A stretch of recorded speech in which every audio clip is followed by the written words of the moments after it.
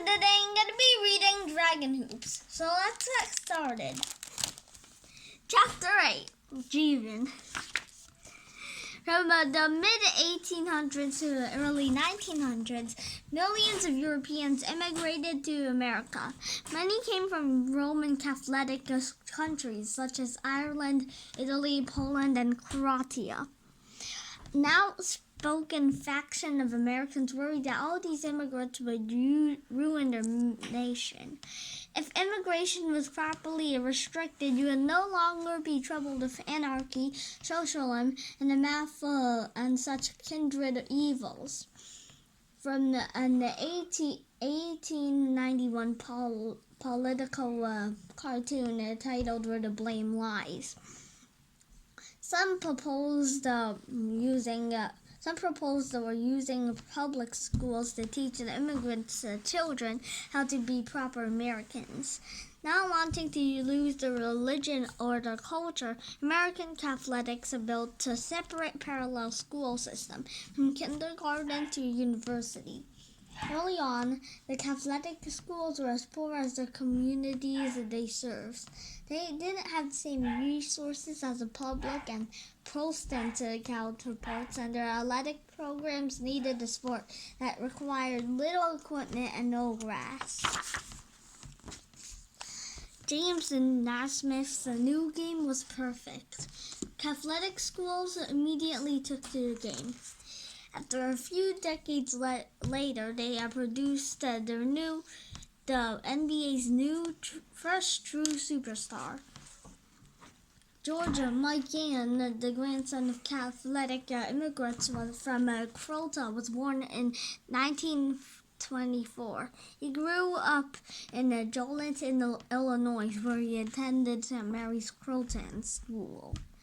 When he was in his early teens, he entered the Quilly Preparation Seminary with plans to become an ordained priest. Mike Gann had been unusually tall ever since he was a child. He eventually grew to 6'10".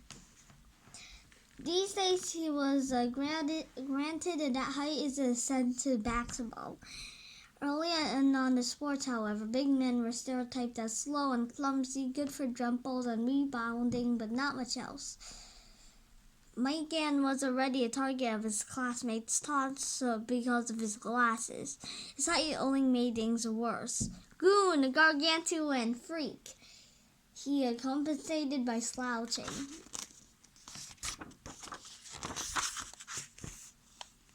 In his fourth year at Closey, Mike Gann joined the seminary's basketball team.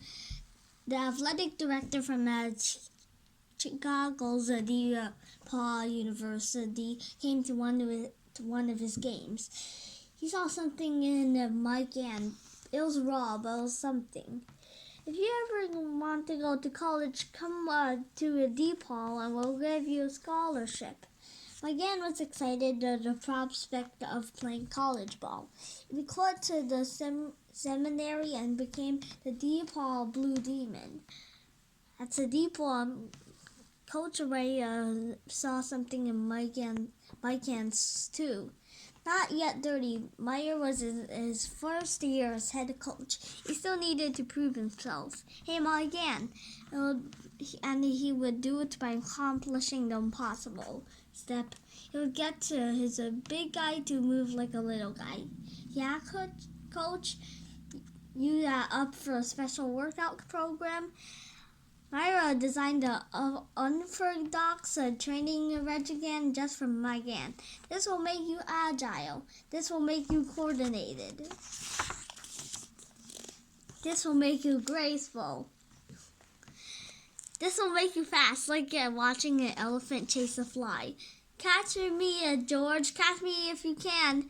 Bill Donato for 5'4" guard. This will make you unstoppable. 300 left-handed shots per day. Mayer's training worked better than he'd hoped. February 20th, 1943. Kentucky Wildcats versus DePaul Blue Demons. Both the guards are dangerous from anywhere inside 25 feet. Stay as close as you can stay as close to that basket as you can, Mike, and then do whatever it takes. You got it, coach. Paw, paw, paw. SWAT. Before Megan, goaltending, blocking a shot on the downward arc toward the basket was considered physically impossible. The hell? SWAT, SWAT, SWAT, SWAT, SWAT, SWAT, SWAT, SWAT, SWAT, SWAT. Megan denied more than a dozen of the Wildcats' shots. The DePaul Blue Demons sailed an easy 53-44 win. SWAT. The next season, goaltending was declared illegal. The rule didn't stop Mike Hanover from dominating. Over the next 4 years, the DePaul Demons transformed into a premier college basketball program. Georgia Mike transformed too. He used to walk around the school halls with his shoulder slumped, as though he was ashamed of his height. Now he seemed to be proud of his stature. After graduation, Georgia Mike joined the fledgling National Basketball Association, where he was just a dominant.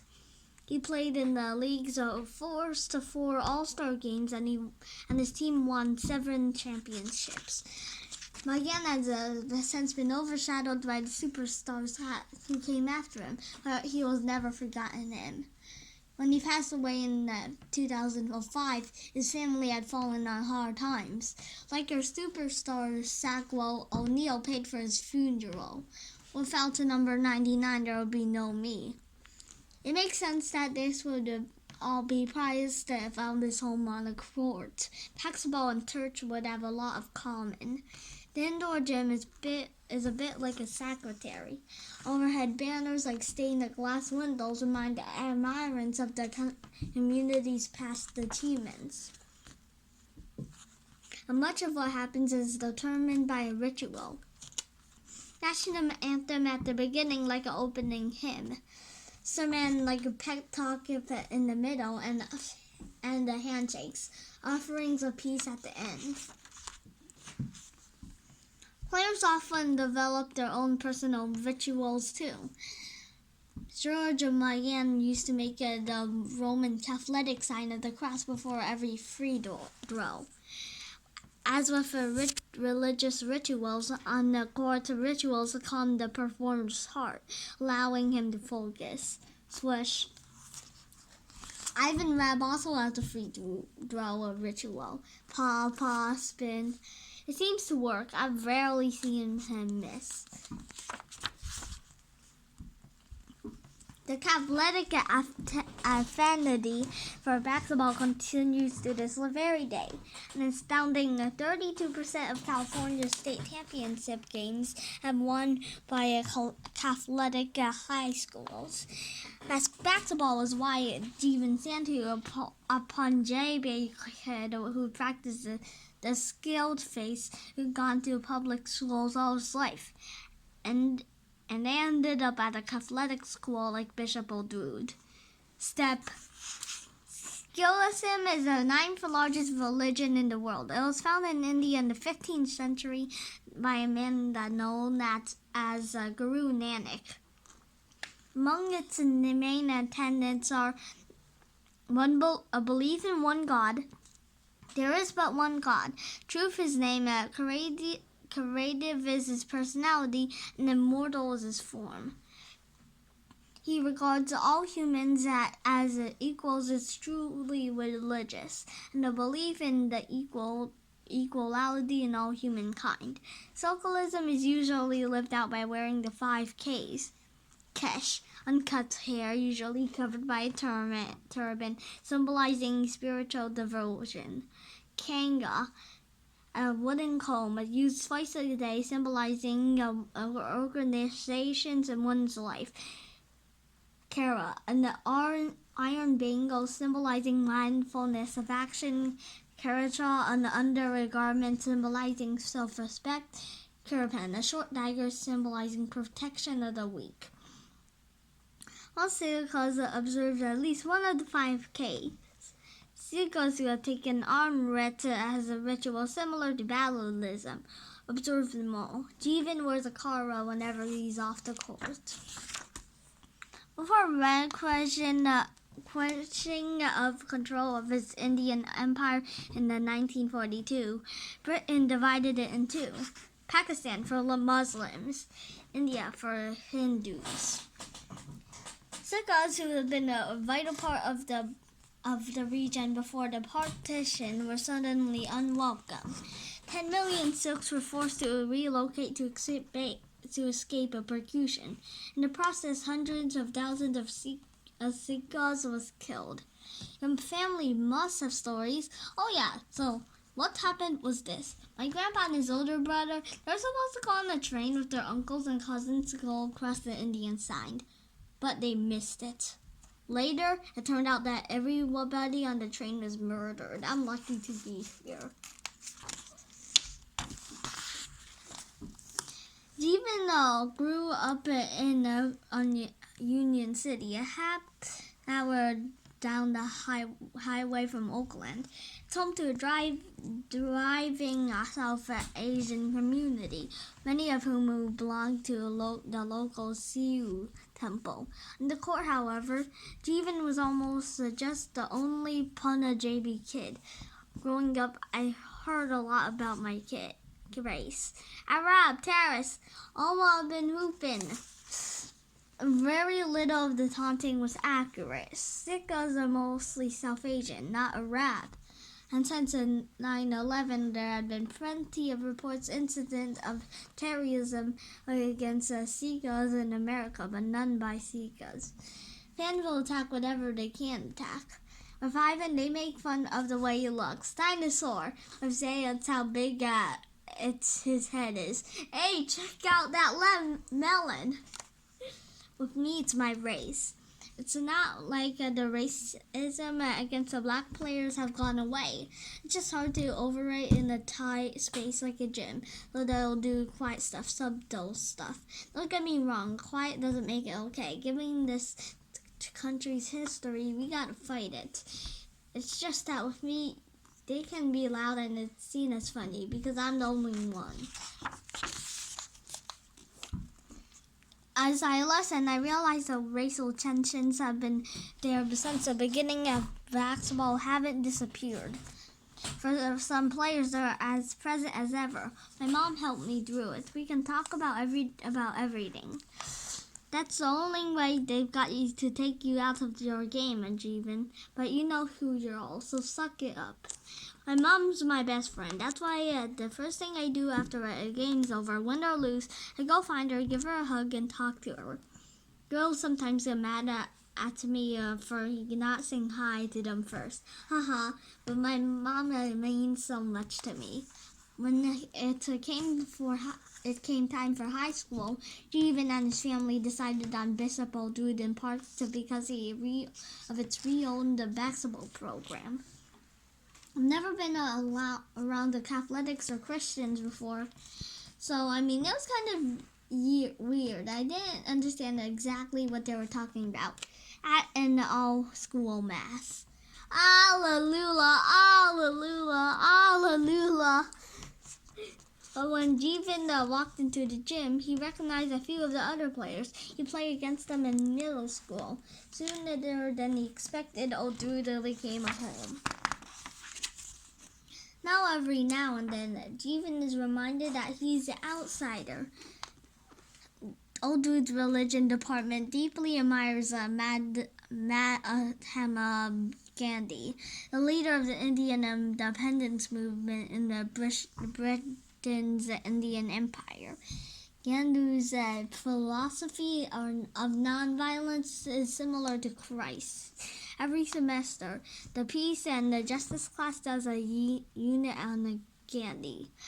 Everyone knows him for the nonviolent stuff, but he's the one who wanted the partition of India, driven by the Winston Churchill and his planners. Biggest forced migration of all time. Now, I think between 250,000 and 500,000 Sikhs were murdered. He sent 2 million Indians to fight in World War I because he thought it would make us look more favorable to the British.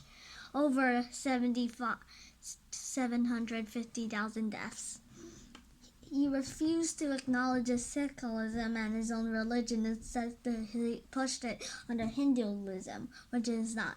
I can't speak for all Sikhs, but I hate Gandhi a lot. Wait, you just walked out during the lecture? Didn't you get in trouble? Nah, I told the teacher I had to go to the bathroom. But Jeevan does get in trouble. His teacher talks to Lou, and then Lou confronts Jeevan. Yo, Jeev, who hates Gandhi? Jeevan makes his case. Lou tells Jeevan to do the same with his teacher, who invites him to make a presentation in the class. I asked them about it when we next meet. How'd it go? The class was happy. They said it was good to have another perspective, an outsider's perspective. As the season goes on, I notice that something occurs again and again. Whenever a coach yells at one of the players, Jeevan is always the first to offer the bump. It's his way of bringing his teammate back inside. Lou always have someone to pray right before you guys leave the locker room for a game. That's weird for you? No. Sometimes he asks me to leave. Actually, I pray all the time. At the beginning of every day, during the spangled banner, I close my eyes and say a prayer. It's not really a protest or anything like that. It's just something I do. First, I'll say a prayer in Punjabi. Then I'll say a prayer in English, asking God for what I want or thanking Him what He's done. After that, I can go knuckles to the ground, which says that this is where I'm playing. It's my territory. Then to the head, and to the heart. In my culture, it's kind of respecting. And then I go up to the sky to remember my family who came before me. As with all rituals, Jeevan calms his heart and allows him to focus. But for him, I expect that there's something more. He performs it so that in the heats of the game, regardless of what his opponents or the fans might say, he'll remember that he belongs. So this is the end of Chapter 8. I hope you enjoyed my video. Please subscribe to our channel. Bye!